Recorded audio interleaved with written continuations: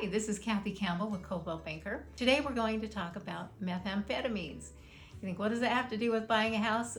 Quite a bit. You know, when I have a buyer go under contract, we have our due diligence period to check out all the things of the home that buyer might be concerned about. I always recommend my buyers get a home inspection done, but there are other things you can do on top of a home inspection that are very helpful to learn about. For instance, in Utah, radon is quite common, so we often recommend a radon test. If a home's older, we often scope the sewer lines to make sure there's no roots or breaks in that line. One that's not quite so common, but I think is becoming more important to have done, is to have the home tested for meth. Every 2 years as a realtor, I'm required to take 18 credit hours of continuing education. This last week, I took 3 credit hours worth of learning about meth in Utah. Did you know that Utah is the 7th highest using state in the nation as far as meth use goes? I was surprised we were that high. I also learned that the highest using group in the state of Utah are Caucasian women with children. The second highest group are construction workers.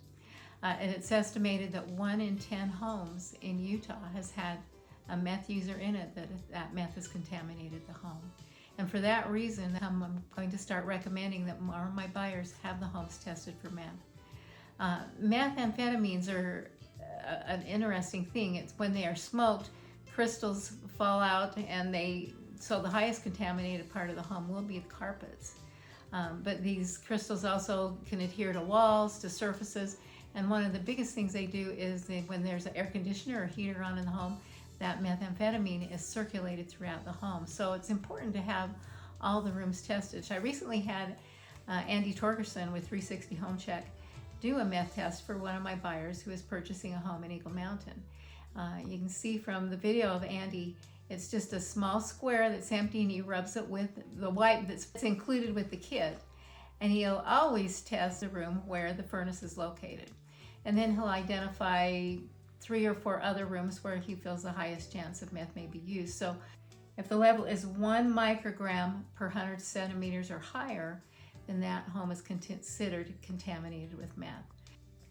Meth is tricky to detect because it doesn't have a lingering smell. When meth is smoked in a home, within 7 seconds, the smell is gone. And so it's not easy to figure out what home should be tested or not.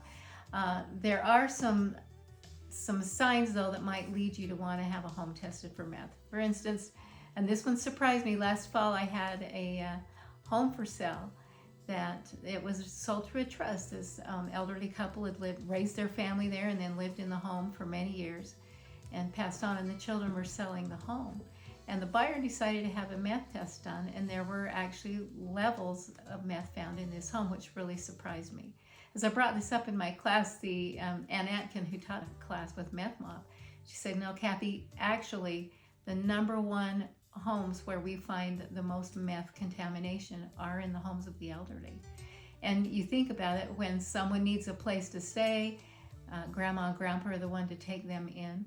And oftentimes those guests, I guess, are using meth, and unbeknownst to grandma and grandpa, their home has become contaminated with that. So that would be the #1 place if you're purchasing a home from someone who's possibly had others come stay with them in their home. You'd really want to have that home tested for meth.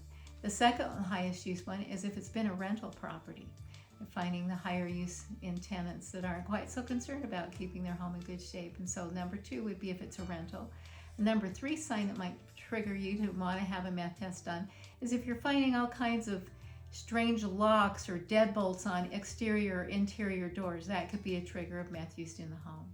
Okay, so people wonder why meth is such a concern and why their home needs to be tested. We've found that infants are at higher risk. You think about the meth crystals falling to the carpet, and that's where infants crawl around and put things in their mouth. And so they're at a higher risk if a home has been contaminated with meth. We also find people with immunocompromised diseases or things like that.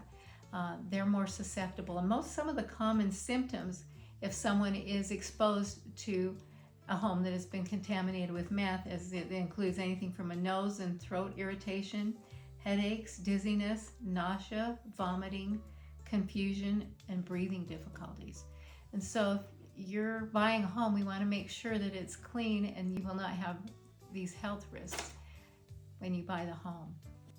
All right, so to have a test done, you want to hire like an inspector or someone who's been trained to test property. And the cost for the test ranges from $140 to $175, at least the ones that I've looked into.